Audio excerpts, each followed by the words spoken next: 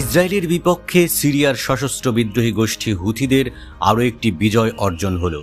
অবশেষে বন্ধ হতে চলেছে ইসরায়েলের গুরুত্বপূর্ণ ইলাত সমুদ্র বন্দর। মূলত ইসরায়েলিদের অর্থনৈতিকভাবে গুরুত্বপূর্ণ এই বন্দরটিকে বন্ধ করতে উঠে পড়ে লেগেছিল হুথিরা। এই বন্দরের কার্যক্রম ঠেকাতে বৈশ্বিক জাহাজগুলোর উপর অবরোধ জারি করে আসছিল তারা। শুধু তাই নয়, এই বন্দরের কার্যক্রম পরিচালনা করা জাহাজগুলোতে হামলা চালিয়ে আসছিল হুথি যোদ্ধারা। এতে করে নিরাপত্তা শঙ্কায় এই ইলাত বন্দরে পণ্য আমদানি রপ্তানি উল্লেখজনক হারে কমে যায়।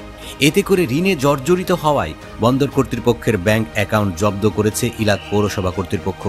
এতে করে শেষ পর্যন্ত বন্ধই হয়ে যাচ্ছে ইলাত বন্দরের কার্যক্রম। ইসরায়েলের অর্থনীতি বিষয়ক সংবাদ মাধ্যম দ্য মার্কার জানিয়েছে, আগামী রবিবার থেকে ইলাত বন্দর পুরোপুরি বন্ধ হয়ে যাবে।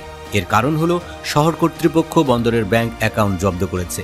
কারণ ঋণে জর্জরিত বন্দর কর্তৃপক্ষ লাখ লাখ শেকেল পরিশোধ করতে পুরোপুরি ব্যর্থ হচ্ছে। তাই আর্থিক দুর্দশায় উপায় না পেয়ে শেষ পর্যন্ত বন্ধ হয়ে যাচ্ছে বন্দরটি। ইলাত পৌরসভা বলছে, ইলাত বন্দর কর্তৃপক্ষ ঋণ পরিশোধের সক্ষমতা হারিয়ে ফেলে। বন্দরের বিপুল পরিমাণ ঋণের কারণে এই ব্যাংক অ্যাকাউন্ট জব্দ করেছে। এমনকি বন্দর কর্তৃপক্ষের বিরুদ্ধে আইনি পদক্ষেপ নিতে বাধ্য হয়েছে ইলাত পৌরসভা।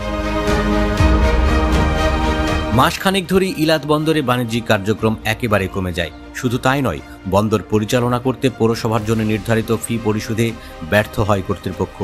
শেষ পর্যন্ত ইলাত পৌরসভার চাপের মুখে বন্দরটি বন্ধ হয়ে যাচ্ছে। এর আগে লোহিত সাগরে হুথি বিদ্রোহীদের অবরোধের কারণে ইলাত বন্দরের আয় হু হু করে কমতে থাকে। দ্য মার্কার জানায়, 2024 সালে এই বন্দরের আয় এক ধাক্কায় 80% কমে গেছে। ইলাত বন্দর ইসরায়েলের লোহিত সাগরের অন্যতম গুরুত্বপূর্ণ বন্দর। 2023 সালের নভেম্বর মাস থেকেই এই বন্দরের কার্যক্রম প্রায় পুরোপুরি থমকে যায়। সেই সময় ইয়েমেনের হুথি বিদ্রোহীরা ইসরায়েলের দিকে যাওয়া জাহাজগুলোর উপর নৌ অবরোধ আরোপ করে। ফলে ইলাত বন্দরের আয় মারাত্মকভাবে কমে যায়। এমনকি স্থবির হয়ে পড়তে থাকে এর বাণিজ্যিক কর্মকাণ্ড। এদিকে লোহিত সাগরে ইসরায়েল সংশ্লিষ্ট জাহাজগুলোকে লক্ষ্য করে হামলা চালিয়ে যাওয়ার ঘোষণা দিয়েছে হুথি বিদ্রোহীরা। সম্প্রতি তারা ইলাতগামী একটি জাহাজে হামলা চালায়। ইলাত বন্দরগামী ওই জাহাজকে ডুবিয়ে দেওয়ার ভিডিও প্রকাশ করে তারা। অন্যদিকে ইসরায়েলের উপর এখনও প্রতিশোধমূলক হামলা চালিয়ে যাচ্ছে হুথি বিদ্রোহীরা। হুথি মুখপাত্র ব্রিগেডিয়ার জেনারেল ইয়াহিয়া সারি জোর দিয়ে বলেন, গাজার নিরীহ ফিলিস্তিনিদের প্রতি সমর্থনের অংশ হিসেবে এসব হামলা চালানো হচ্ছে। গাজায় যতদিন ইসরায়েলি আগ্রাসন বন্ধ না হয় ততদিন ইসরায়েলে হামলা চালানোর ঘোষণা দেন তিনি।